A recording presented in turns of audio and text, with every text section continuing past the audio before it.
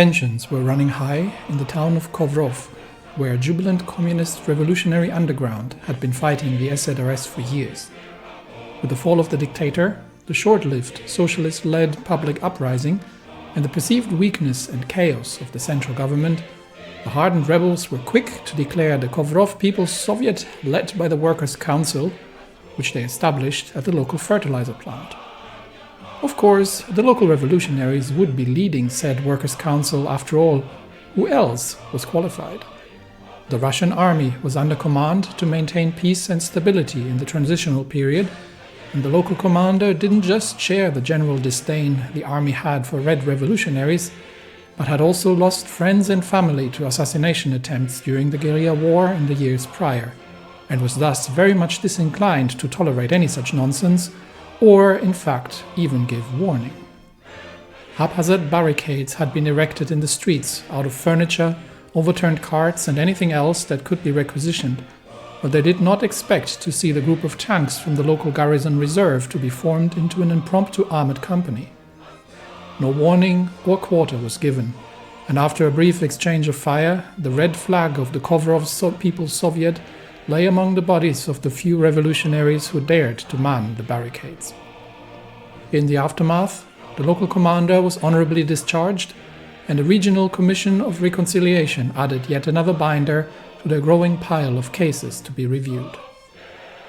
Both sides would have to learn to live together and accept that under the new democratic rule of the Russian Empire, everyone had the right to have their voices heard, but the price for not being crushed under the trucks of a tank would be an end to violence and revolutionary activities. With Russian production and industrial activity resuming, a group of expeditionary forces is being dispatched to the Parliamentarian Siam region in order to assist in the uprising against the royalists. And we are working on the privatization of state businesses, which is actually going to remove both the Black Monday and the remnants of the forced labor. So after that's done, we just have the abysmal imperial popularity remaining, which is something we need to remove in order to get off the civilian economy as quickly as we possibly can. And then start ramping up production and construction of industry, because we are very much behind the Germans when it comes to that. But things are starting to look up, and we will see how quickly the German Empire can actually make its way out of the Black Monday crisis as well. All right, anything else that we need to pay attention to right now? We're at 89 factories in total, which means we can't quite yet get the Academy of Sciences for the additional research slot. But the ending the Vilnius agreement, I think, is probably going to be at the next. Is going to be at the next goal here. Although there were a few things here that would actually remove Black Monday. That probably not necessary anymore, because we are actually going to be. I didn't see that earlier. This would have probably been. This would probably been a quicker way, in order to get rid of the Black Monday all in all, because this one actually would have removed it as well. But not sure if it was faster this way. So if we had gone for the Third Europe early, ending the Vilnius agreement. And then we could have probably just done this within 90 days and removed the Black Monday altogether. But if it would have been faster that way, I'm not entirely certain, because this has gotten us there. This is going to get us there as well. So we'll see what's going to be the next best industrial decision here. But we do have a bit of a deficit to work off, and we have to start banking up some political power. And we definitely have to get the stability and the war support improved. Right now, we're going to get 15% reasonably certain, but we're going to have to get that. Getting stability up is going to be a very, very crucial part into our industrial revolution here. Developments in Moscow, the cadets and the right. Historically, the Constitutional Democratic Union has been able to capture a lot of moderate right-wing votes alienated by the VPP's monarchism and its predecessors' parties. The so-called right Kadet faction has, with time, dragged the entire party to the right, but also enabled the Kadet dominance of the center-right. It's technically, given that the Kadets are market liberals, probably a natural progression, I'd say. However, there has been some debate on the Kadets' approach. Continuing the course will certainly help the party against the more rightist and monarchist forces, but it may also bleed some more progressive voters to the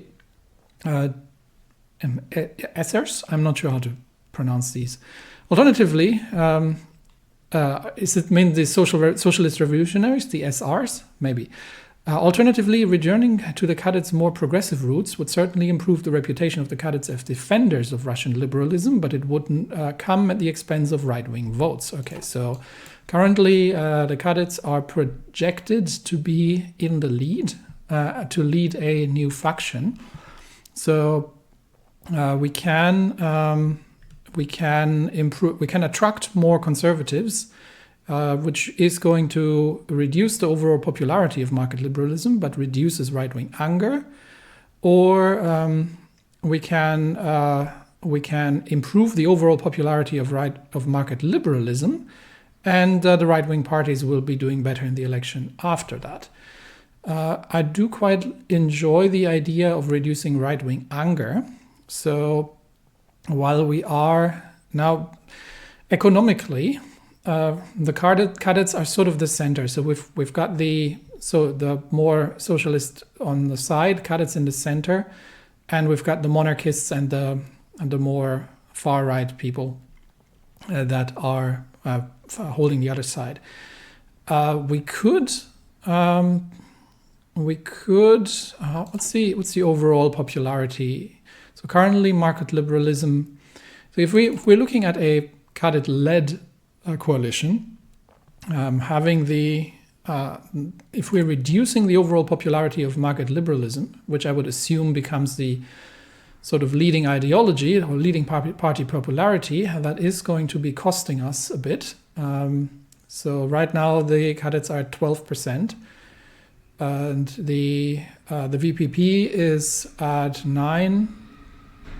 So currently the radical socialists actually are, or the socialists in general are actually relatively maintaining a relatively large part here. So losing popularity of market liberalism is actually not ideal. I think it would be nice to have right-wing anger removed. I'm not sure how much right-wing anger there is, but this would probably bump the right-wing parties up in popularity to 5 as well. But it will change the overall popularity of market liberalism. So not sure which one we're going to get, though. But in terms of balance, it would probably not be bad, because otherwise they're going to go down into some obscurity, really, here, if we're orienting them too far right. So if we're positioning this, the Kadets as the sort of progressive center, we have a strong right monarchist and we have a somewhat weakened socialist left. That's probably a good balance. So we're going to go this way, which has improved the overall popularity of the Kadets, and it has balanced out the Kadets and the far right in overall election progression. So we'll see who ends up in power. The generals escaped to Russia following the overthrow of Baron Roman Ungarn-Sternberg's government in Mongolia. Oh yeah, that was a thing. He and many of his non-Mongolian associates were forced to flee the country. Ungarn and his generals, Tornovsky and Boris Rezhukin, were able to cross the border and escape to Irkutsk. Together with them is Nikolai Kaiserreich, who was sent as attaché to Mongolia in 1931 and serves as something of a liaison between Sternberg and us. They have written a letter to Kirill I, offering their services to the Russian army. Okay. So that we can spend 30 political power, and we can get all of them back. So Ungarn-Sternberg, Tornovsky, Kaiserreich, and Rezhukin, or we can only get Kaiserreich and the other ones not. I don't really have a shortage of generals in general. I've got a fair list here of relatively capable people. However, none of them is extremely high ranking, so I don't know what exactly we were going to be getting here. I am really looking to increase the political power for economic reasons here. Do we want to reinstate these people? It is sort of the old guard here, so I'm not sure how capable they are going to be. We could get 3 extra generals. I'm assuming that that's what it is, 3 extra generals. Or we just take the one back that we sent for 30 political power. I am trying to get off civilian economy. The problem is I'm going to need 15% war support anyway. So with this, we are going to get Black Monday removed, which has no impact on war support. For that, we would need the abysmal imperial popularity. Which one was that for the imperial popularity? Imperial popularity. It's the Imperial Advisory Council. So we're still 2 focuses away. But that requires the election of the State Duma anyway. So this is still another 50 days. And then 7 plus another 42 days. So I think we can spend the political power now because we're not getting anywhere there anytime soon. Now we could see, do we have any advisors that we really want? Stability, civilian fire. Titov would be great to get.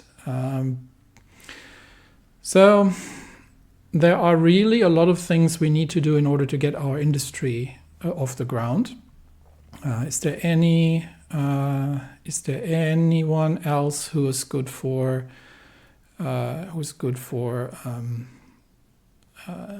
that's minus 5% research speed, not great. Bunker, minus 15% consumer goods. There are some really powerful advisors here, honestly. But it depends who we're going to get in the government. So I think we'll be banking political power at this point. We'll take back Casa Grande, but not the other ones. It's only 30. Okay, you know what? I will go for it. I'm just afraid that we're missing out on some really good generals, and then everyone just goes screaming at me.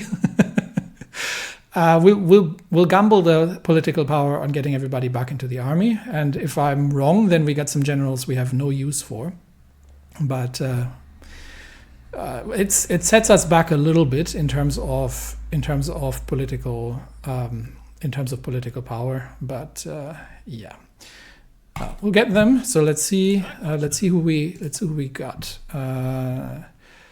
Okay, we've got Ungarn Sternberg, who's a monarchist, cavalry officer. Yeah, he's got a pretty decent attack skill. We've got Casagrande back, who we would have gotten anyway. He's an engineer, and I think the rest is under not really necessary. So yeah, Ungarn Sternberg, we got him back. I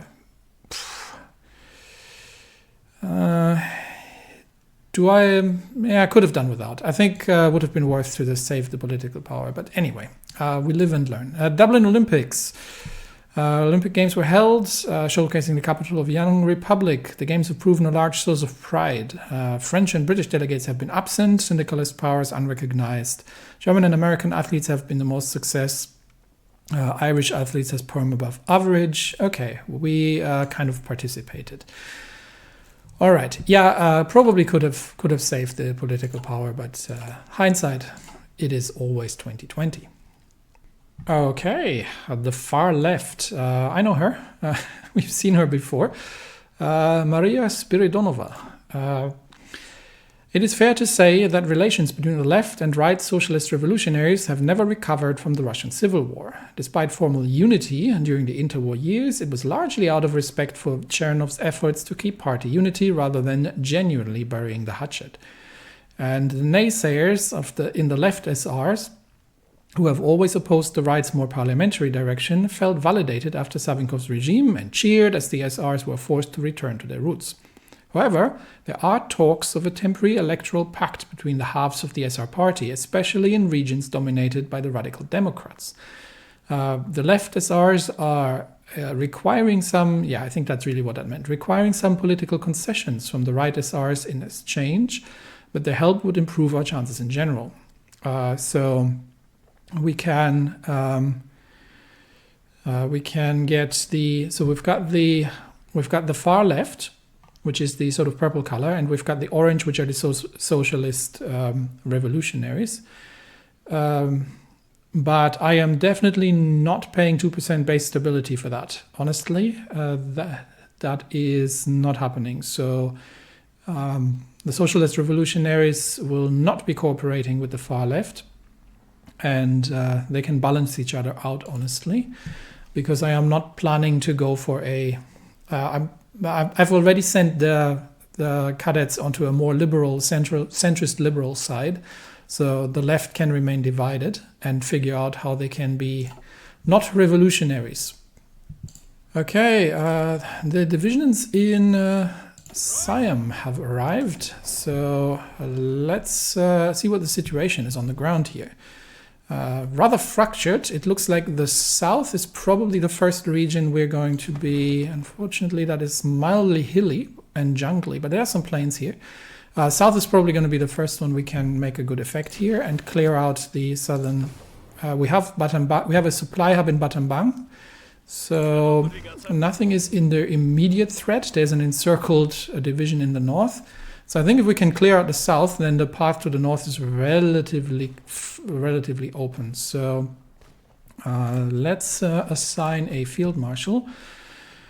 Who are we going to send?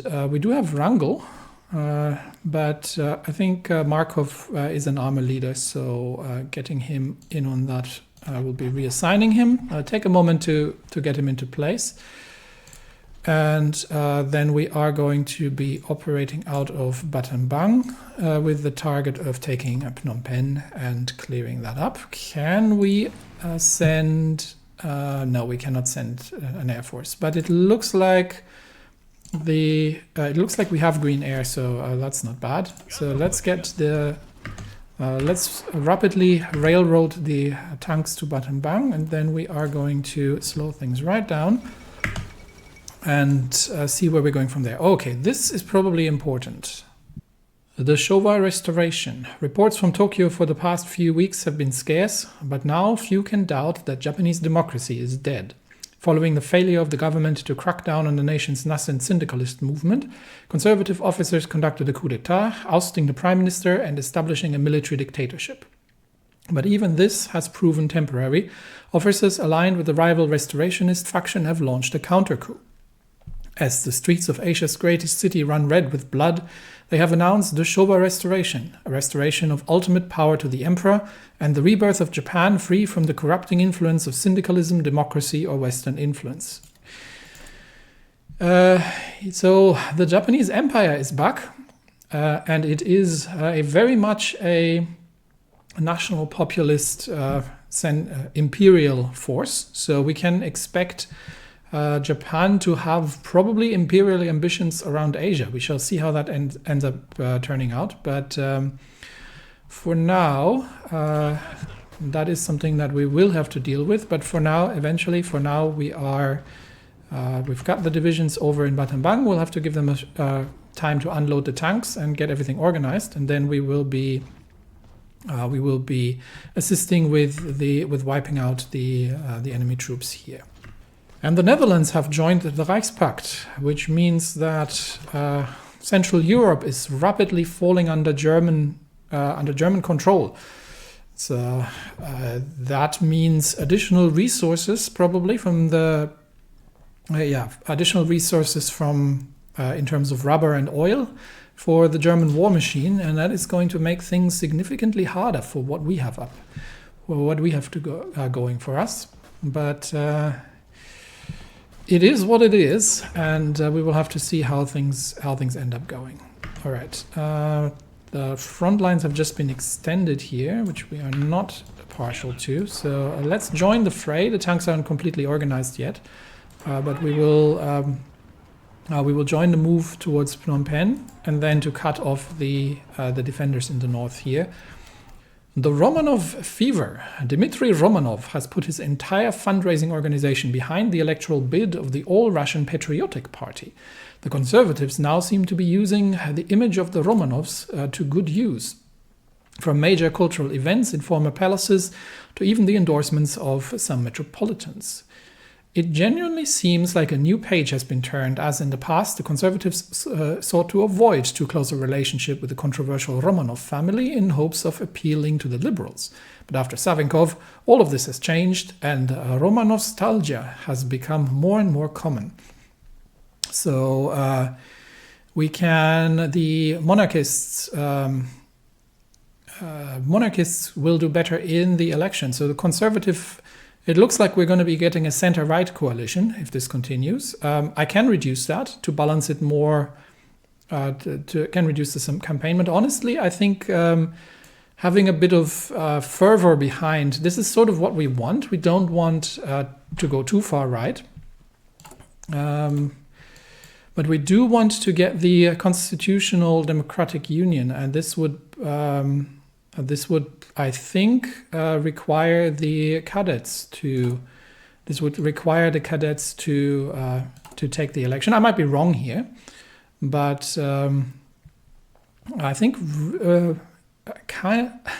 while I completely support this, we have to be a little shrewd about this. Otherwise, we will be ending up with the All-Russian Patriotic Party in power, which is supported by Romanov, but this is not the path that I would like the country to take. So I would like to be in the center if possible. So I think we'll be doing some sneaky harassment of that campaign. It doesn't seem to have any further downsides, and that gives the lead back to the cadets in the center here. All right, back to the situation on the ground, where I think we are. We're on. Tanks are on the move, and are now attacking in the jungle against the exhausted Siamese defenders here. Not the ideal terrain for tanks to be operating in, but if we can collapse the southern front and focus the forces on the north, we should be able to take the enemy capital without too much trouble rather quickly. And despite the fact that the tanks are not fighting in ideal terrain, they simply have no way of penetrating the armor that we have here. And this Siamese cavalry division is very much exhausted as well. So that's going to be a quick one. But things are improving in Russia finally. The privatization of state businesses has been completed. And with that, we are on the road to recovery. The German depression struck Russia like a tidal wave. And although the floodwaters have not entirely receded, it has become clear that the worst has passed. Bread lines that once snaked across whole city blocks have dwindled. Curfews intended to stop riots and looting have been lifted. Shuttered factories have been stoked back to life. Muscovites laugh at that the new government must be run by a cartel of sign painters who have made a fortune prettying up the city's new storefront. The rapid and decisive intervention planned by the VES has helped offset the most crippling damage, albeit at a cost. Hardship still lies ahead. The only thing still plentiful after Black Monday was evidence that the economic ties between Russia and Germany are fundamentally flawed. Russia rebuilds for now, but a reckoning is coming. Russia stands strong, and with that we have removed the Black Monday and the labor camp remnants. We've got a temporary boost of consumer good factories and political power gain, which is much appreciated. That means, we are starting to approach 2 lines of construction, and actual construction speed is picking up as well, which means the road is now open to see what we can. This has to wait until after the election, but there are a few things we can do. So we can address we can work on stability. So let's evaluate this. Okay, so the primary focus right now is on getting the civilian industry up. I need to at least double the amount of factories as quickly as possible to be able to have some form of industry that we can work with. For that, what is the German inference is actually not that helpful, because stability is affecting factory output, but it's not affecting construction speed. So for that, we need to get off civilian economy. So war support is going to be necessary, and we need to get anything that allows us to either reduce civilian factories or improve the construction speed. For that, probably one of the most important ones, and let's see if we can actually. There was somebody who had. Who was that? We had somebody who was helping with. Civilian factory construction speed plus 15%, but I'm not sure if we can actually get him, because this requires the Social Democrats to be there. And other than that, do we have anybody else who is? So right now it's going to look like probably a center-right coalition under the cadets. So do we have anybody who is helping with market liberals? So he would be minus 6% consumer good factories, but no construction speed buff. Is anybody else who would help? We could get another Romanov in for 15% consumer goods factories. That's probably not be a bad one to take. Ideally, I would love someone with construction speed, but it doesn't look like we have a minister of everything. That's the general 5% construction speed. But this is, again, a left one. That's not helping. Production costs, political power gain, research speed, war support. That would be useful. But other than that, 5% construction speed, but we still need that requires something else. Political power gain would be good as well, but again, depends on the outcome of the election. So a lot hangs on the outcome of the election. There's not an awful lot we can do with the advisors directly. So war support's kind of necessary. There is a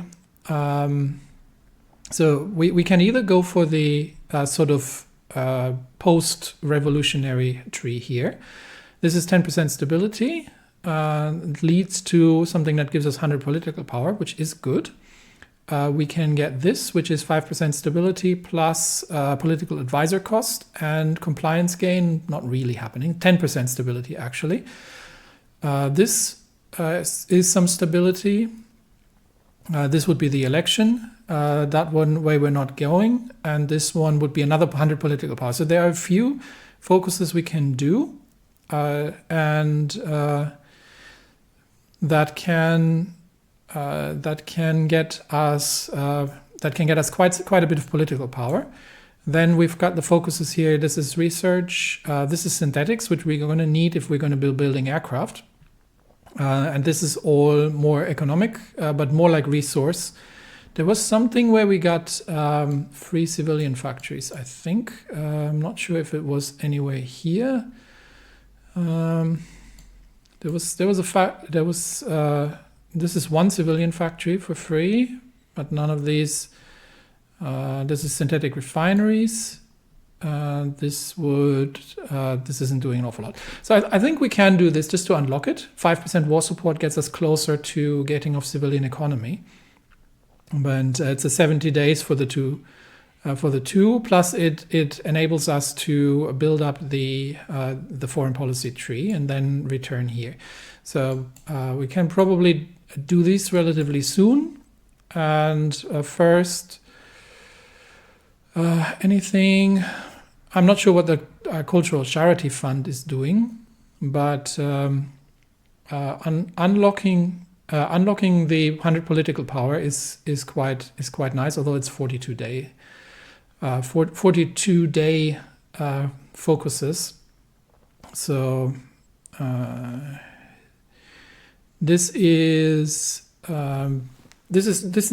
post-election anyway. So stability. I think we'll unlock the. We'll go here first.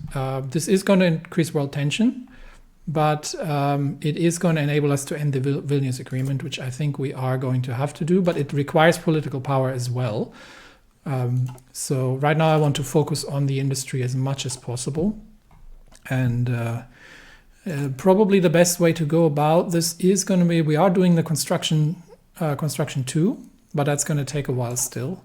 So we'll see what else we can do in the meantime there. But I don't think any of these. This is stability. It's not that I don't like stability. Don't get me wrong. Stability is extremely important.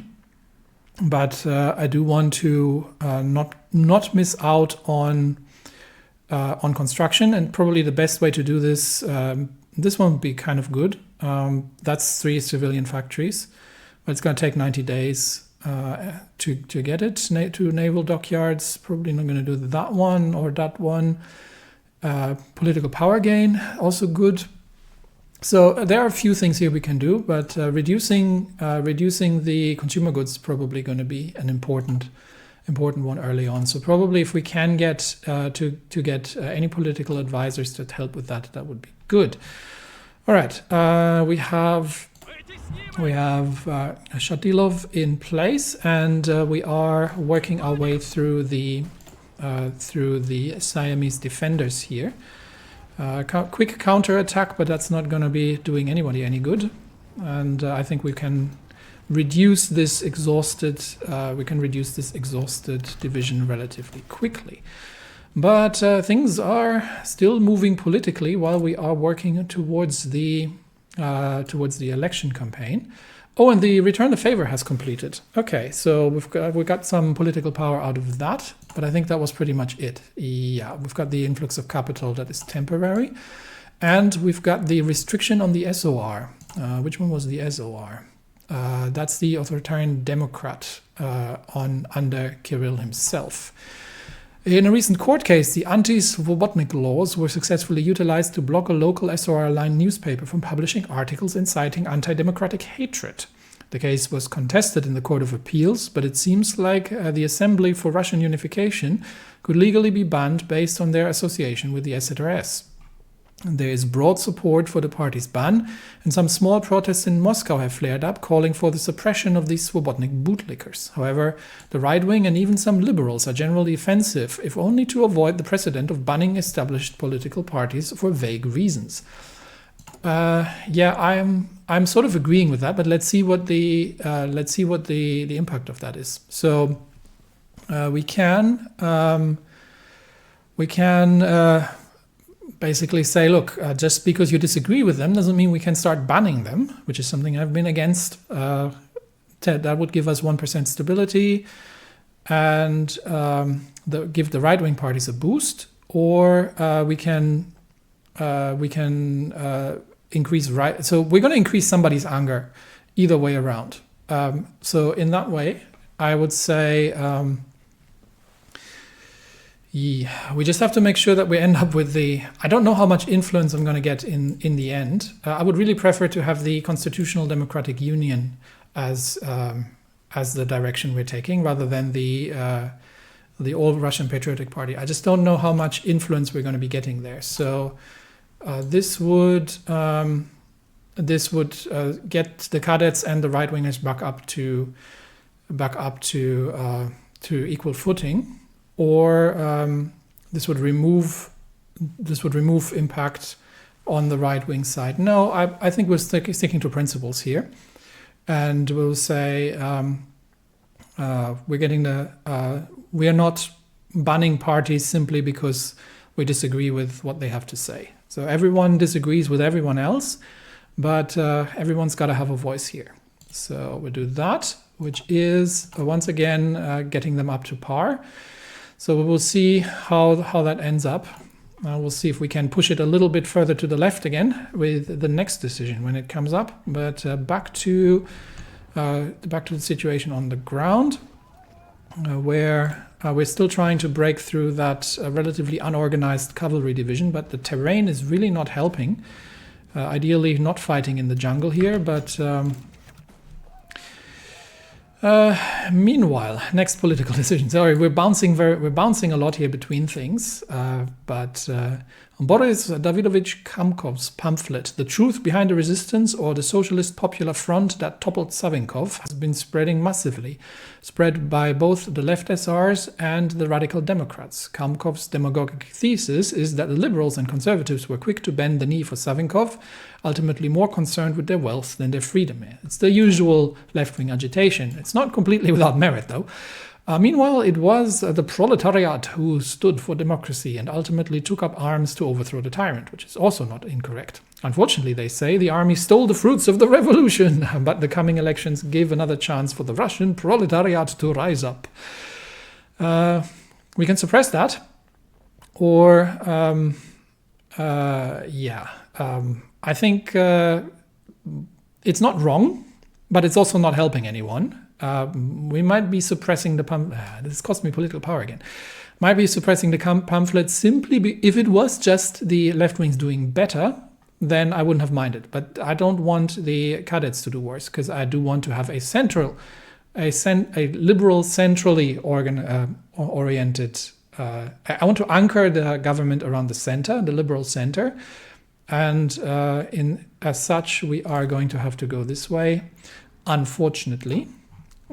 Which is against principles, but it is what it is, because we do want to steer in a certain direction. Look, if in the end it turns out differently, then there's not an awful lot we can do about it. But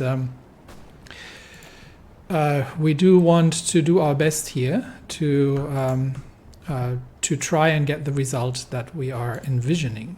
We're probably going to get one tank division.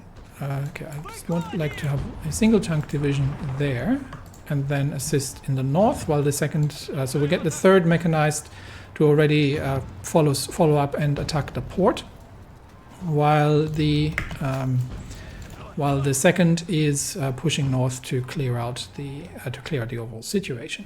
Okay, back to Russia.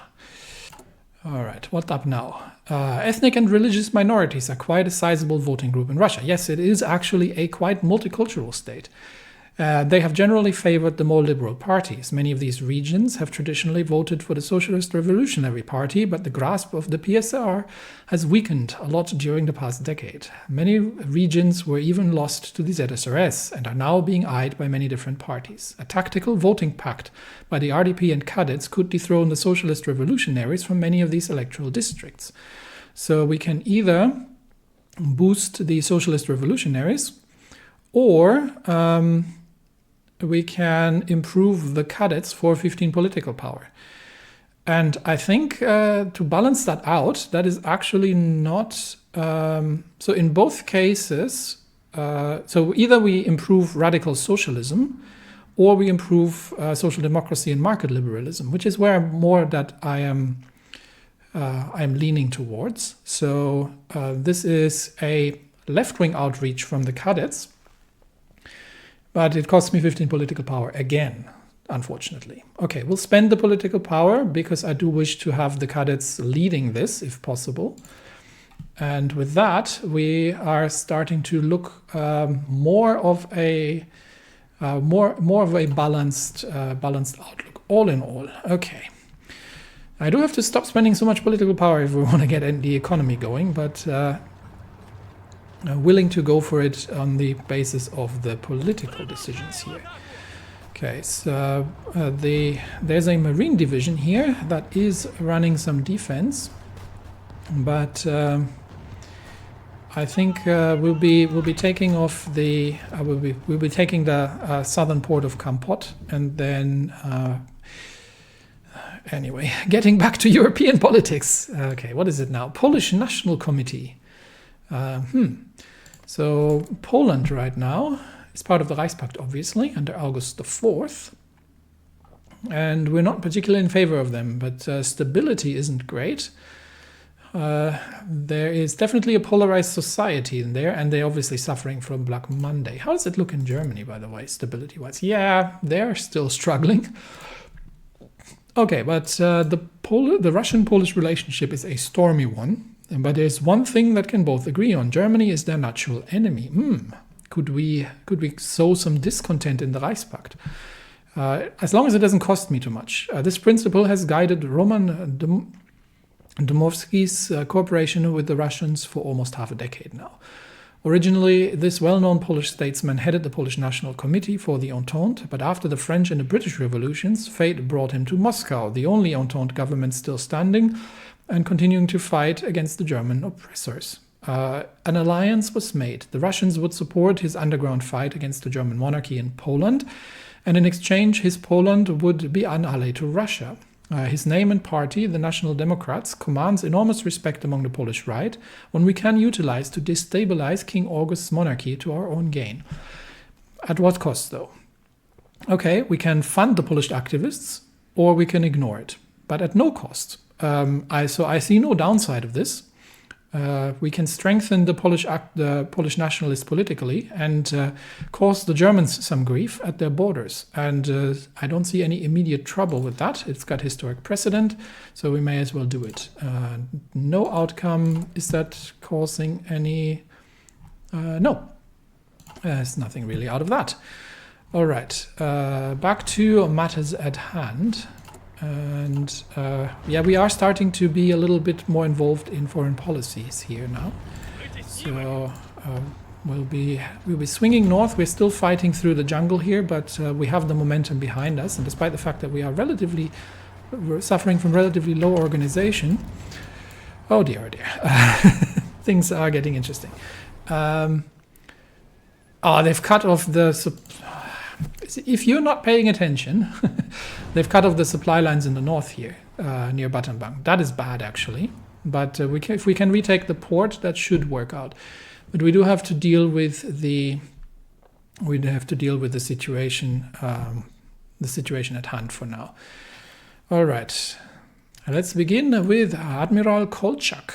The Supreme Admiral of the Navy, Alexander Kolchak, has been running the Russian Navy as his own fiefdom for the past 2 decades and has often complained about the lack of funding for the Navy, which he considers to be the pride of Russia. It's nice to have a Navy, but you really aren't priority at the moment. Citing heightened tensions in the Baltic Sea, he argues that additional funding is needed to expand the Russian Navy.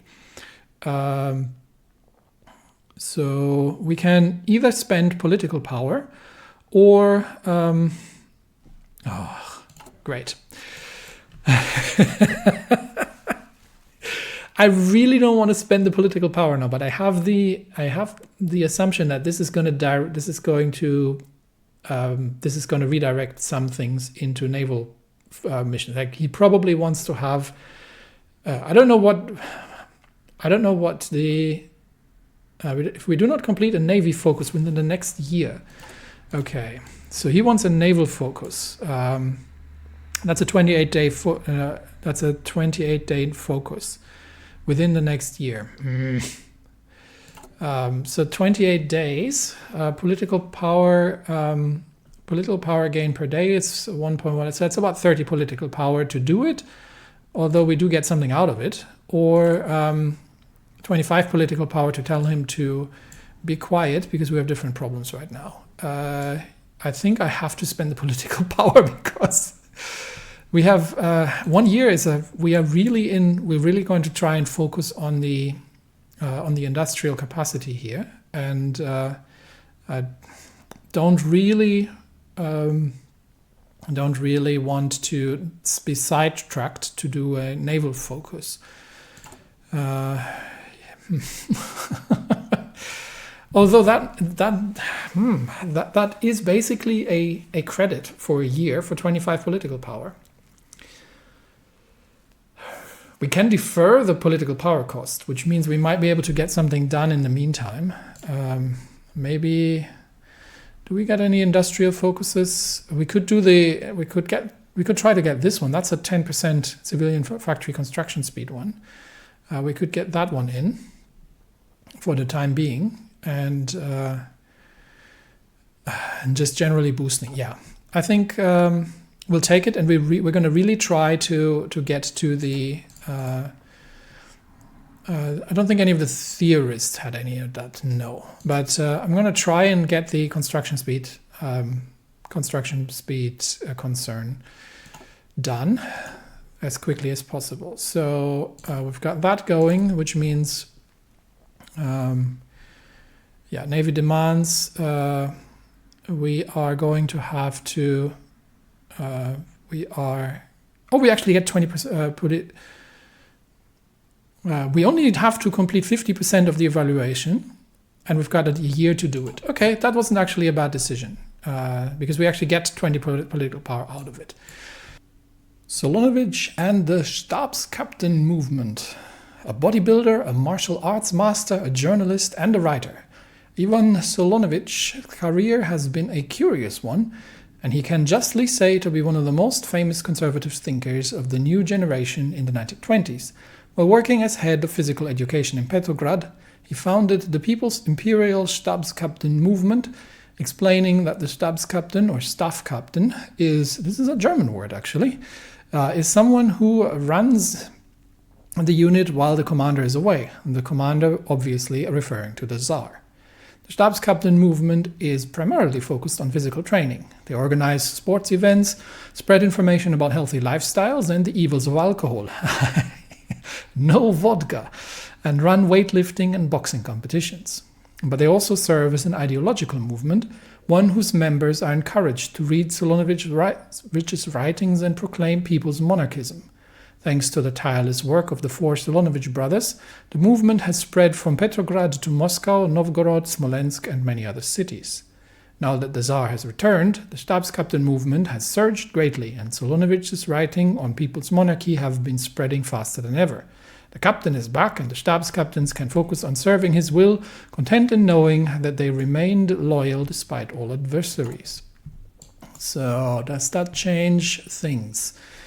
So we can shut down that nonsense for 30 political power, which I really don't want to spend right now, or we can get the social conservatives in popularity, which I am honestly, which one's that? That's the VP. Oh, that's the VPP. Okay. Yeah. This sounds good enough. I don't mind. So that'll increase that increases the VPP's popularity. So right now we've got a sort of parity. The left wings are still a little bit overrepresented in general, but we've got I would love to shrink that a bit and expand the market liberal center a little bit more, but it's a good mix so far. All right. Thinking about it again, Third Europe, I might actually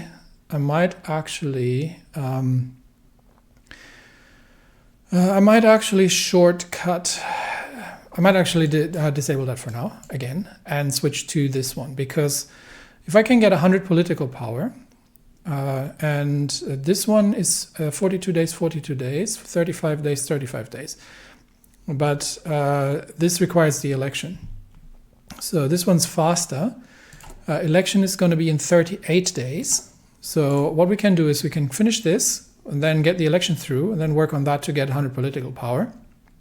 And then get the industrial concern here for 10% construction speed, which is probably the best way to go about it for now. So we'll cancel that. The progress is not going to get lost. It's only 7 days. So we'll start here again. Crimes of the past is going. Get some events and for reconciliation, and then we'll run into the election, try to get 100 political power, and hopefully get the construction speed out of that. But on the military front, if we can ever focus on it, we are about to lose Battambang, which isn't great. But we are, I think, about to take. Yeah, they've got 4.5 work left. We're about to take Kampot, which is a port. So we are not yet in a problematic position in terms of supply. We're pinning the Marines in the north so they don't retreat and reinforce. And I think we'll just have to keep an eye on the north. Yeah, Battambang is about to fall because they have failed to secure the front lines here, really. It's very fractured at the moment, and obviously not paying attention to supply lines. But they're sending cavalry in to reinforce and retake Battambang, which isn't going to help by itself because we need the railway connection. But we're probably going to take the port first, which should secure supply in the south and allow us to destroy the 4 divisions that are stuck here. Prodigal sons. Around 1 million people joined the SZRS during Savinkov's years in power, which includes many who used to belong to the PSR, VPP, or even the cadets. Now, many of these people are trying to return to politics and their careers. Obviously, those who committed actual crimes during the Savinkov years have been tried, but it varies how we should see these prodigal sons who opportunistically joined the SZRS and are now seeking to rejoin their old parties. Many even claim that they merely joined out of fear. However, tolerating them would mean that left-wing parties could also tolerate more and more far-left candidates, while we would be hypocrites to do anything about it. Perhaps both should be allowed. In principle, yes, but we'll have to see what that looks like in practice. So we can accept them back, which will improve the socialist revolutionaries and the right-wing parties. We could tolerate both of them, which is going to improve the right wing and the left wing, or we could do zero tolerance, get a percent stability, but get right wing anger.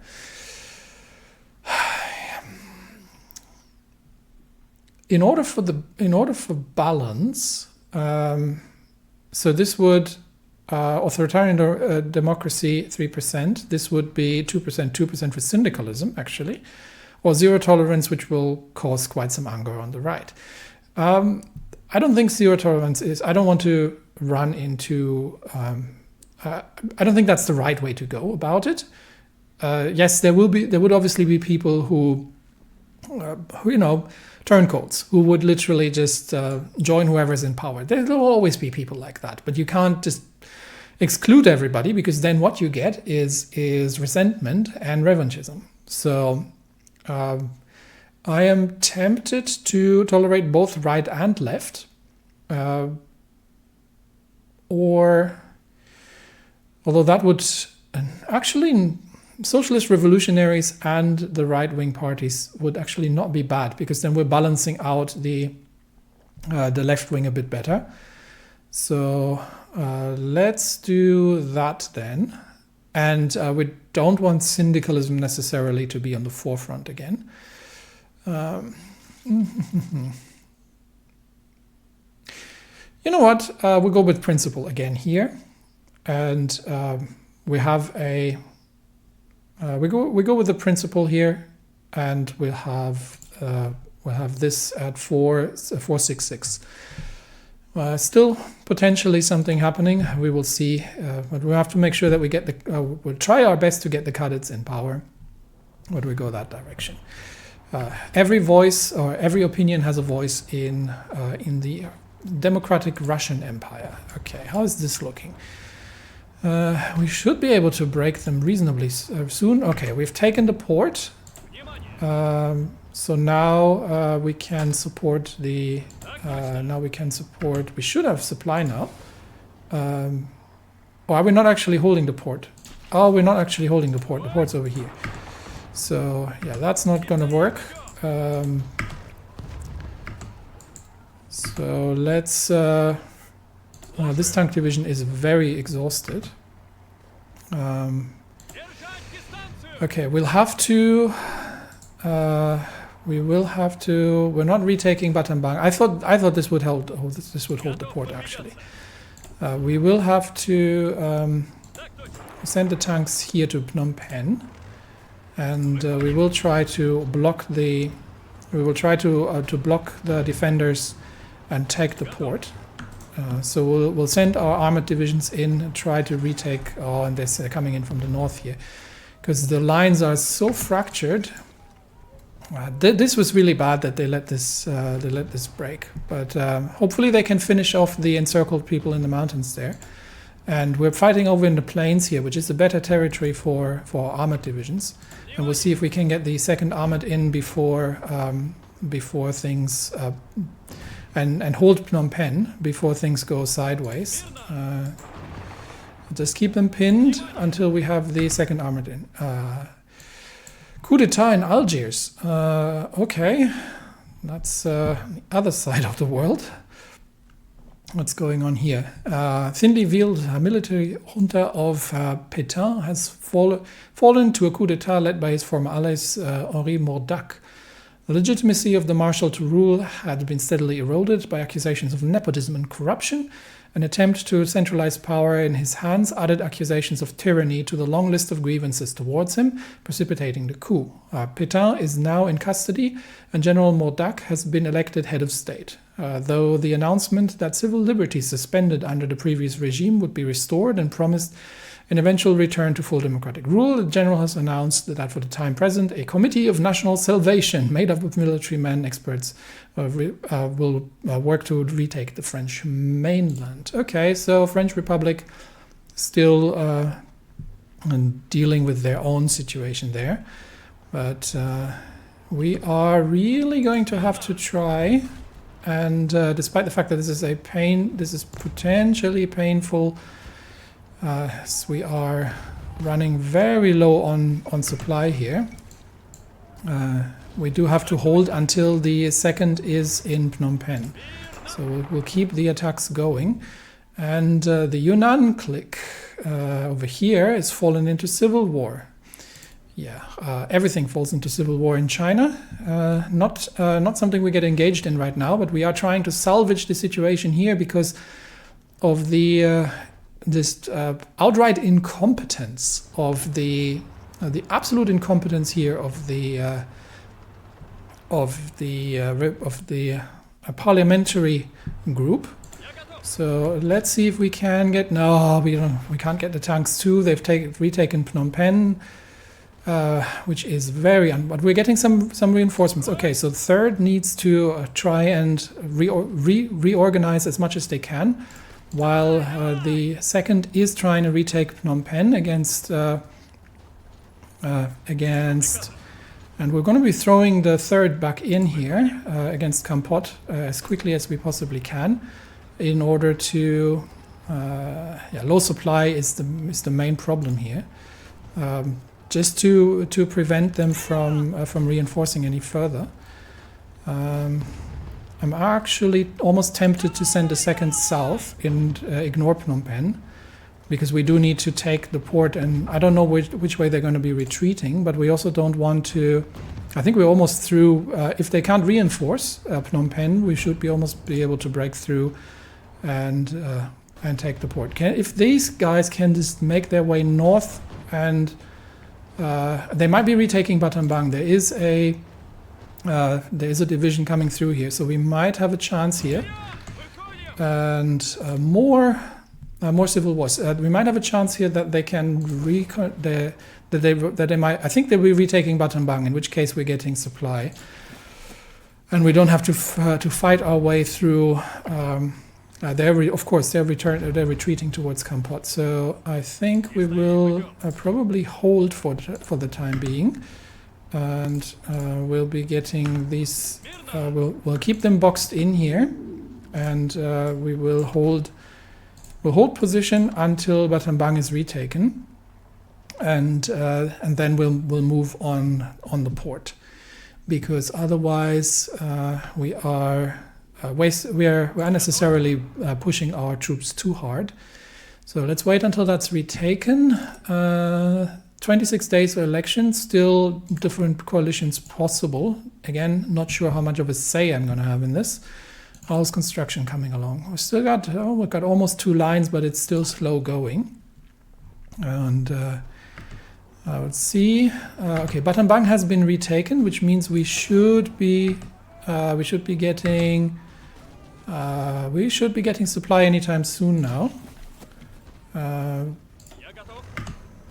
Okay, we've got supply. We've got supply in the north. So let's regain some. They're actually doing a good job of wiping these out themselves here.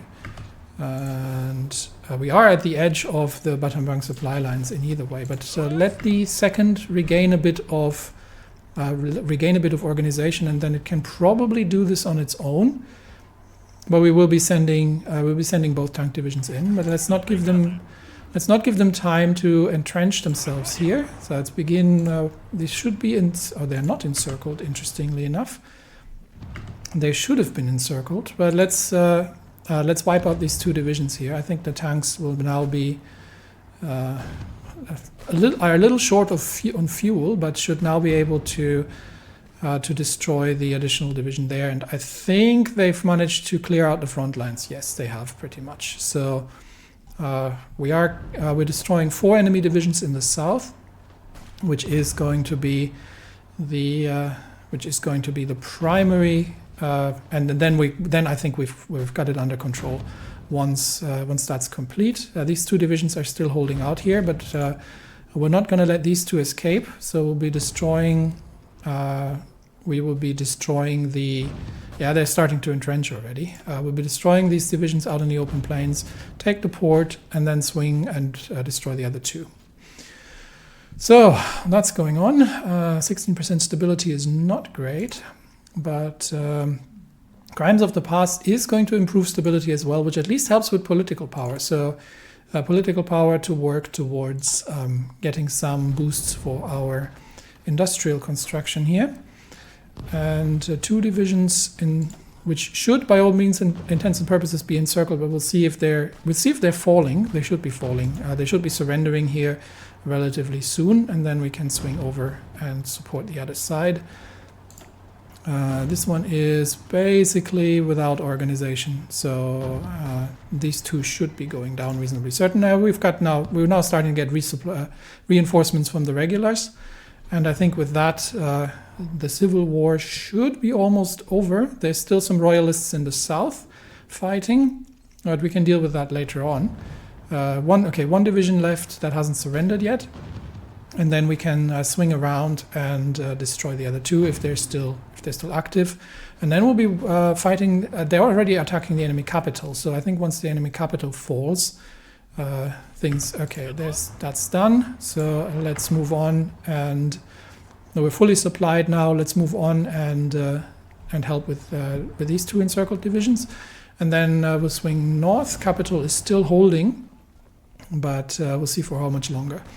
This is hilly territory. It's quite hot, so we're asking a lot from the machines.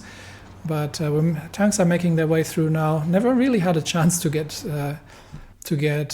properly reconstituted after they've been thrown in. But yeah, these divisions are encircled, and that should be the end of that. All right, we'll do one more. We'll do one more event here, and then I'll end the episode for today. So Crimes of the Past has been completed. Previous administration didn't concern itself with the legality of many of its actions and decisions. Believe that the will of the Vosh was all the justification they needed. Now Savinkov is dead. Many crimes committed by Svobodnik Alliance bureaucrats, politicians and paramilitaries are floating up to the surface. Yes, we have the reconciliation effectively. Quick look at China. What happened here? Long Yun has secured power in Yunnan. That was quick. So Yunnan is the Yunnan clique has Yunnan clique is now autocratic under General Yun. And we have to deal with crimes of the past. So the Russian army, officially Russian army was apolitical. But the details of the Savinkov regime are being publicized. It is clear that hundreds of officers bear some responsibility or complicity in the atrocities ordered by Savinkov. It is no secret that the SZRS militancy enjoyed genuine support, especially among young officers, and the army for sure did not object to being used against domestic enemies branded as communists. Higher-ranking officers have already been removed, naturally, but there remain hundreds of cases where state persecution is expected by those who wish to see justice. So we can do 2 things. We can arrange mass trials, which is going to cost me 40 army experience, but gives me 10% stability. Or we can be lenient which costs me 20 army experience, but only gives me 5% stability. I would love the 10% base stability, but I don't want to spend 40 army experience. Can we use that army experience for anything else? I don't. It's. We did 2 more army experience. For how much longer? This holds on for 13 days. I think we'll hold off for. We'll hold off for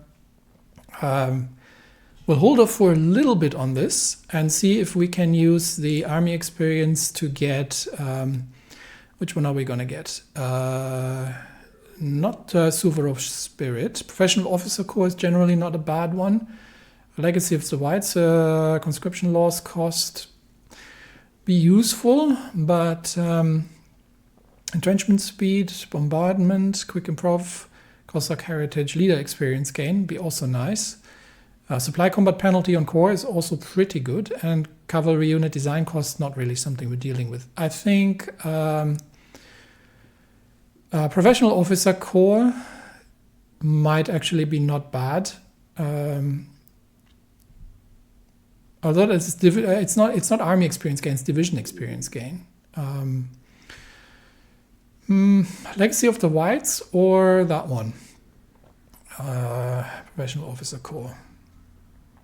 War penalty stability modifier. That will also be useful. No, I think we'll go with professional officer corps for the time being. So okay, we'll hold back on that until we reach 35 army XP. And now that that's done, we can crimes of the past. Now, we've got 11 days until the election, and then we can switch to the Council for Publication Standards. So we'll probably not. I will probably start another focus. Restoration of democracy. This would be 10 stability, but still 2 away. I also do want to get the. I want to get the Imperial Advisory Council as well. I think with the immediate gain of 10% construction speed is quite useful. So for now, we'll temporarily start again on 3rd Europe, but we'll switch over to Council for Publication Standards. And have we got any other decisions? No. So in 11 days, the election's happening. And we've got 13 days for the crimes of the past, so we'll not let that time out. But we'll try to get to 35 army experience, so we're not losing that. And then we'll do that, and then we'll see what the election brings. The goal is still probably a center-right coalition that will lead the country. But we will see what comes. Whatever comes, and we'll be working with it. But parliamentary Siam should be under wraps as soon as we have the capital under control. Front lines are at least moderately stabilizing here. And we'll deal with that again also in the next episode.